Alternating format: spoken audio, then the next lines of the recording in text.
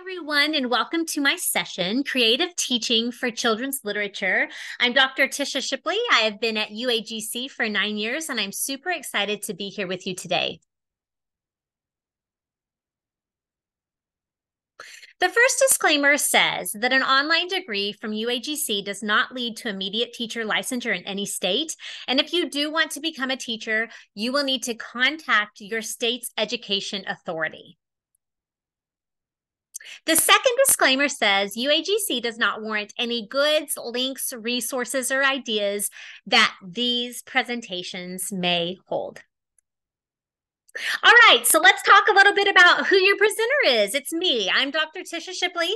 I've been in education for over 23 years. You can see from all of the pictures on the screen how much I love life. I love life. I love helping people. I love education. I love working with children and families. And I love the team I work with here at UAGC. I find early childhood education to be fascinating. Again, I've been doing it for over 23 years and I plan to do it for a lot longer. So there are so many really great things out there for us to share with each other. And so I just am here today to share some ideas and knowledge that I've used that have helped my students in my classroom. So I want to start out with why we should use children's literature to teach. Children's literature is very, very important. And I will start from the very beginning when I got my first classroom, where I was going to get books. I picked up books at garage sales. I picked up books that the library was selling or giving away. As I started doing that and I started picking up books at different bookstores, when I got my own classroom in Scholastic, as you get a little Scholastic voucher and you can start getting books. I grew my library that way. Another way that I grew my library was when it was a child's birthday, they could donate a birthday book to our library, our classroom library. And I put a little sticker in the front of it on who donated it, when their birthday was, and then I read that book on their birthday. They could also donate a book at Christmas. They could donate a fall book. They could donate a spring book, or any books that their parents might be getting rid of at their house. I always asked them to donate. So there's lots of ways that you can build your classroom library. I didn't only have a children's library, I also tried to have a family library in my setting so that families could also come in and check out resource books and find things that were interesting to them. So children's literature normally has a theme, normally has a story, normally is interest to the student. So when you read a children's book, a lot of times I would pick something that started with the theme. So if I was doing the letter A, it might have been about apples. It might have been about astronauts. It might have been about ants. The pictures are normally engaging. There's lots of repetition. I would read a book on Monday and then I'd read the same book Tuesday. And by the end of it, the students just love the book. Sometimes the books also come with songs. Sometimes we could make up a different ending to the book. We could name the characters something different. But with children's literature, there's always something that the children can learn. There's always some sort of lesson in the book. And I think that that's very important. Children's literature helps children build their imagination, use their imagination, create these stories in their mind. So that's another really important aspect of reading to babies clear up into 3rd, 4th, 5th grade. It's okay to read aloud to these students. We want our students to learn to love reading. Another thing that you can do with children's literature is cross-curricular. So is there something about math that's in a book? Is there something about literacy and like letters that is in a book? Is there something about art that's in a book? And then bring it in and use it. I cannot stress to you how important it is to read to your students, to ensure that you have a quality library in your classroom and that you are exposing them to as many books as you can. Like I said, we want our students to learn to love to read. If you think about growing up and your teachers that used to read to you, the kind of books that they used to read to you, your parents reading to you at home, that's what we need to do for our students. One of my main goals was getting my students to love to read. I would ask the parents at home to make sure that they were reading to their children. I would make sure that I was reading to the children. And it's okay if a brother or sister, aunt, uncle, or grandparent, invite those people in. Tell them to read to their children at home. Give them the research that shows how important it is that we read to our children. Okay? So we want them to learn to read because reading is the foundation of every subject.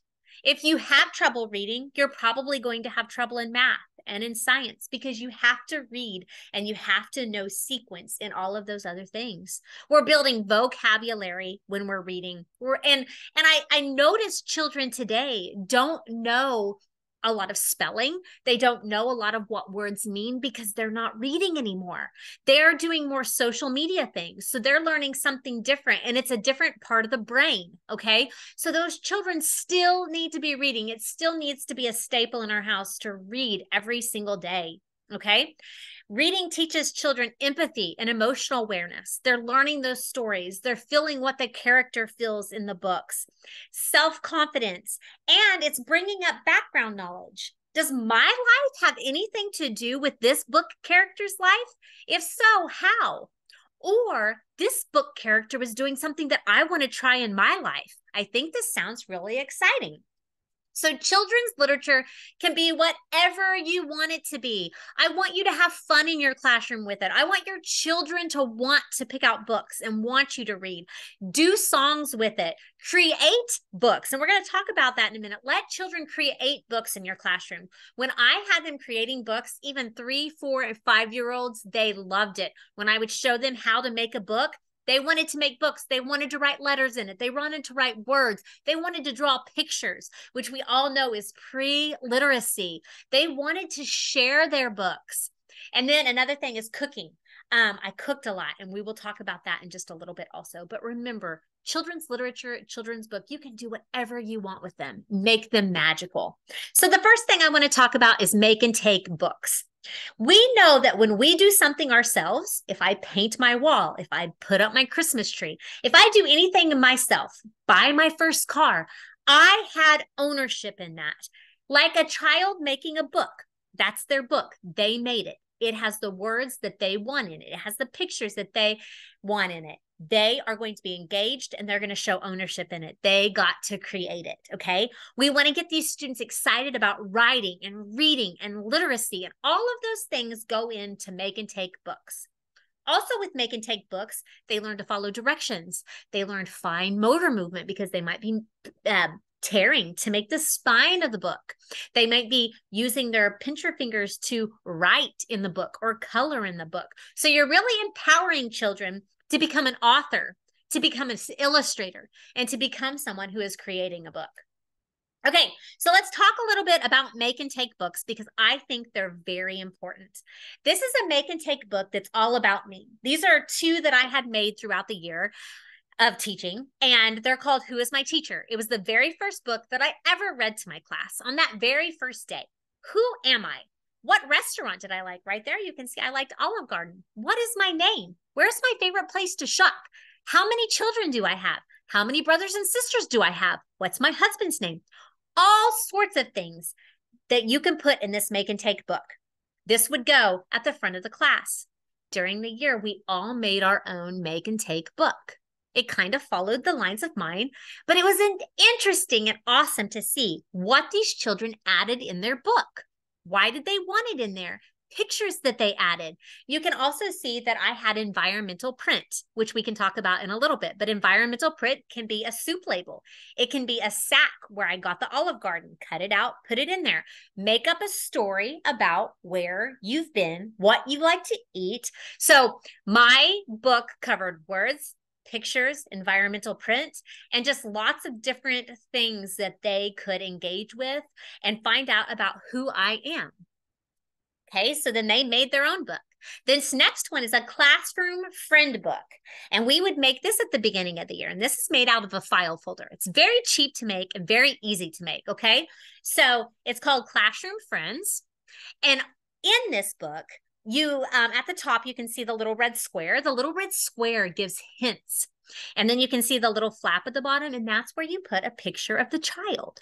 So this one says, I have brown hair. I love to sing. My favorite food is, and they can put tacos. I like to read. So everyone in the class gets to read these and then guess who it is. And then you can open up the little flap and their peer is in that little flap. So this is a very fun book because they get to tell about themselves. They get to bring a picture of themselves, and then everybody gets to pick who they are. And it's super, super fun. And it's an interactive book. You put it in your classroom library, they can pull it out and they can pick who everyone is. This one's a notepad book. So, you have all those little extra notepads or pieces of paper that you have just because you write notes to children and send home. If you have any left, all you have to do is get them together, staple them. The child can write on them. The child can draw on them. You can tell that this one's laminated so that I could put this in the writing center or the art center and children can actually write on it and erase. And then they can make their book and they can make a different book the next day. So these notepad books are very fun, and you can also send them home and have families add to them. This one is a repetitive text book. These are all paper plates. So for a long time when I was teaching, I would collect napkins and paper plates everywhere I went. And it was so much fun. And this was my zoo theme, okay? So you can see how I have the plate down there on the tiger and then how the plate lifts up. So on the pig one, for instance, this one says pigs like, let's just say mud.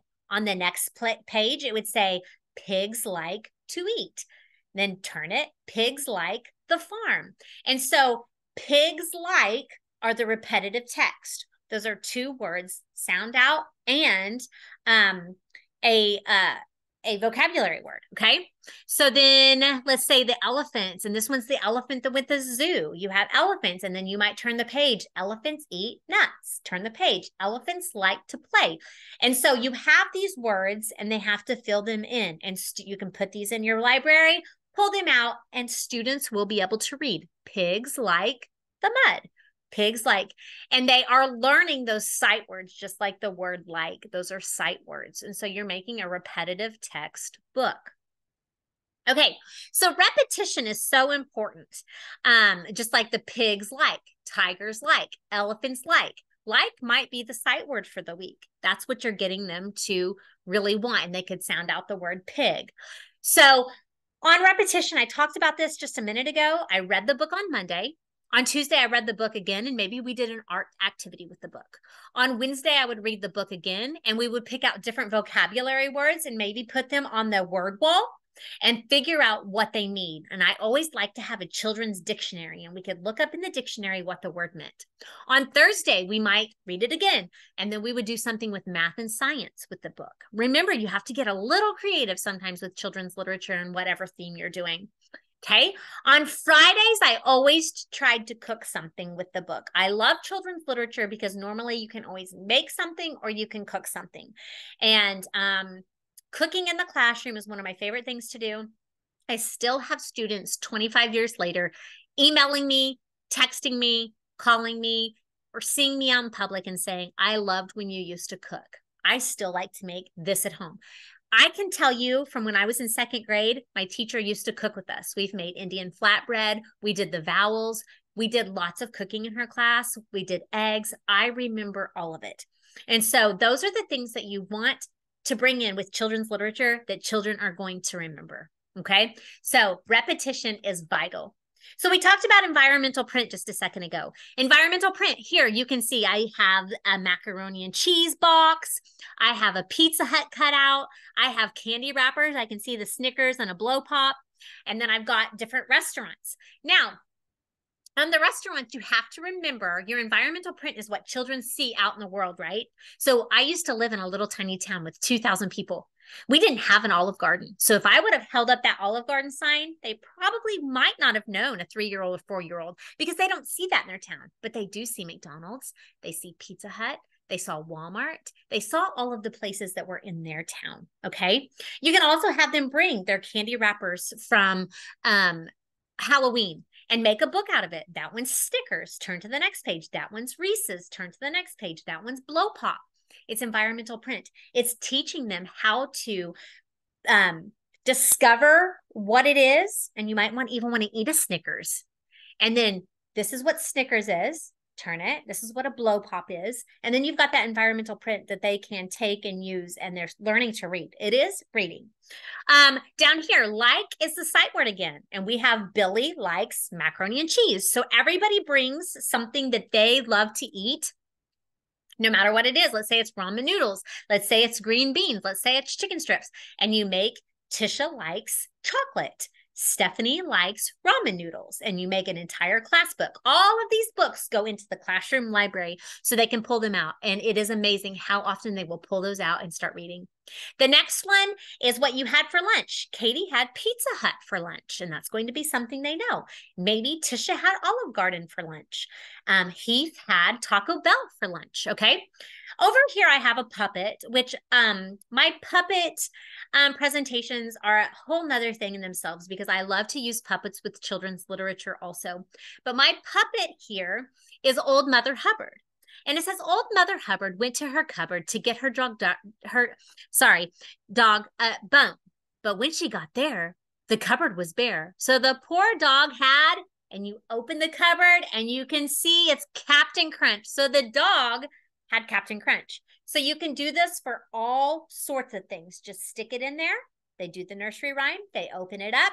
They see that it's a Snickers bar. They see that it's macaroni and cheese, whatever it is. Environmental print is so important to use with children. Okay, so the next one, I am going to talk about puppets just a little bit. I do a whole puppet session, but puppets are so important because children love them. They're engaging, they're bright, they're colorful, they can use their imagination, and it brings them into a different world. So in my class, we had classroom mascots. And the classroom mascots would go with every letter, and you will be able to find those on my website, and I will share them at the end of the session. But the classroom mascots were made from household items that we could make together, and we always named the classroom mascot for that letter. But I also had these puppets. You can see at the very bottom, I have the old lady who swallowed the fly. She's made out of a trash can. But I also had the old lady that swallowed the fly. Those are all of hers. Those are different ways you can do it. The top one on the right at the top is where she's eating all of those, but they're Velcro and they just stick on her stomach. And then the other ones are ones that you stick. They're puppets that you stick down into her stomach. And then the very bottom one is a puppet where it's a trash can. So you stick the stuff down into the trash can mouth. And then I also had a puppet that went with every letter of the alphabet. You can see over here on the right-hand side that I had Tilly the turtle, and she is on my hand, and I have the book that goes with her. But I had an entire puppetry in my classroom full of puppets, 50 to 60 puppets. And those were just the puppets that the teacher could use, because if you actually let your students use your puppets over and over, they're very expensive and they're going to wear very fast. So you want to have puppets that they can have in a puppet center, but you also want to keep your really expensive good puppets just for you on your puppetry so that they stay nice and you can use those year after year. But using puppets with children's literature is amazing, and you can find puppets for almost any book out there. All you have to do is Google it and figure out where you buy it. Okay, thinking outside the box, which is cooking in the classroom. You can see over on the left, I have stone soup. You can see that I actually have props for the stone soup, and children can, it's interactive. You can put it in as you read the book. But then I also always made stone soup. And we did this in November around Thanksgiving, and we invited the whole class and their families to come in and have stone soup with us. On the right, you can see that I was doing the theme A for apples. And you can see that I used, again, paper plates to make a book. I had all of my books there. I had a Scholastic book order. And I had a Scholastic book that each child got at the end of the week. I'm not sure if Scholastic is still doing that, where they send them out into the classrooms, but I remember when I was little loving the Scholastics that my teachers would always have for us. And so I did that with my pre-K and kindergarten students, and it went over really well. So you want to think outside the box. So I would also, with the apples, get an apple, cut it up, we would eat it, we would put it in caramel, we could put it in chocolate, and then we could graph and we could say, who likes it in caramel most? Who likes it in chocolate most? Who likes it in the air fryer with cinnamon the most? So there's lots of different things that you can do with that, and then bring the math aspect in. There are just so many ways out there. I have a Pinterest page, which I will share with you at the end of this also, that I have all of these activities along with my website. These are some things that you can make. I did no-bake cookies, and I have been doing that since my student teaching days. Ice cream in a baggie, butter in a little cup. pumpkin pie in a baggie. And you can almost always make anything in a baggie. And I will tell you that Oklahoma Ag in the Classroom is where I get most of my recipes. They're super good. They're super cool, super fun, and easy to make with your children. Okay. Baked pumpkin seeds. During fall, we would take the pumpkin, we would clean it out, we would do the face, and then I would bake the seeds. We would do different seasonings on the seeds after they were baked, and then we would graph who likes which seed the best. You can do popcorn, you can do pizza, smoothies in a blender or smoothies in a baggie, and then snow ice cream is so good. And so you have to catch it when it snows out, but that ice cream is very good. These are a few other things that I wanted to share with you that I have cooked before and what book it was with. Because remember, if you can find a book and you can cook with it, then your children are going to automatically be engaged. And you're going to say, on Friday, we are going to make whatever.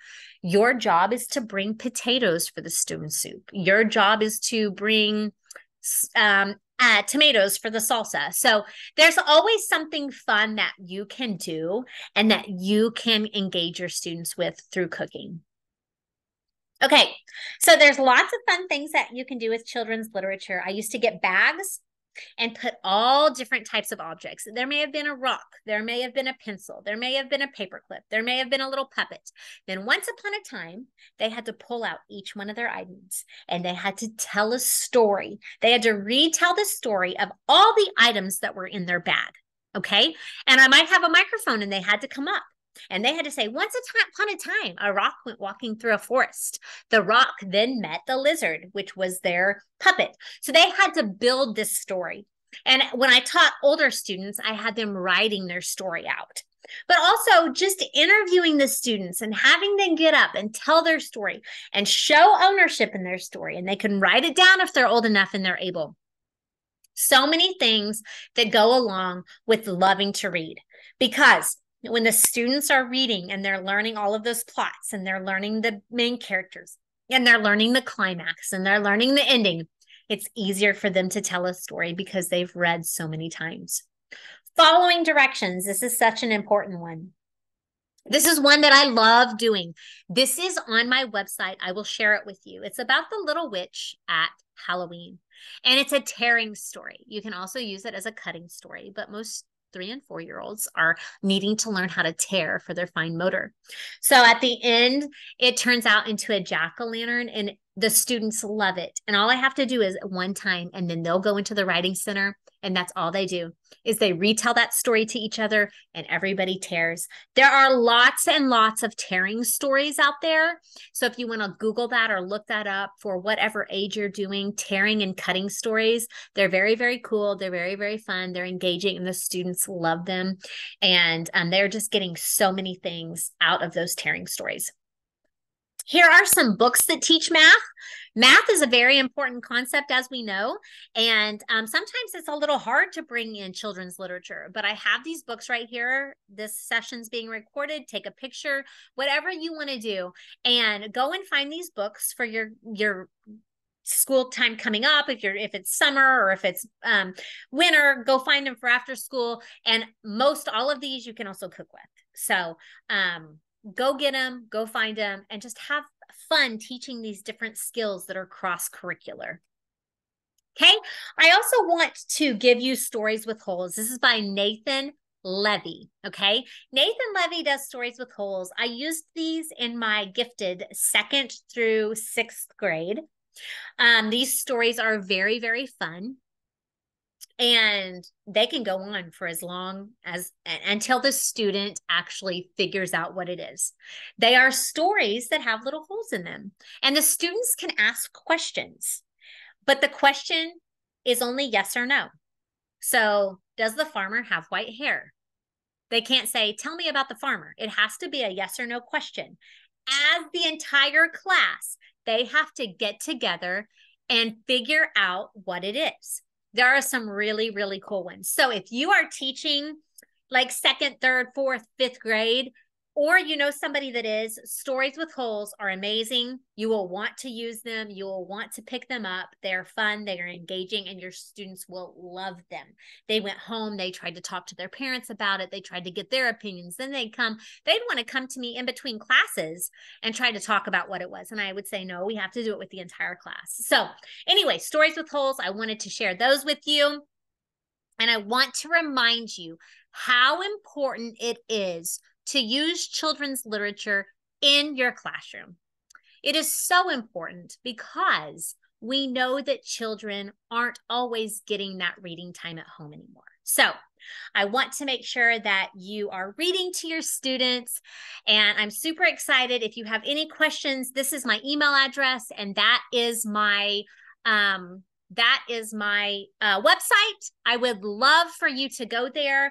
There you will find my Pinterest, you'll find my Twitter, you'll find all of my early childhood social media sites that you need to go to for any ideas. But if you have any questions, please always feel free to reach out. I am always here. Talk to you soon.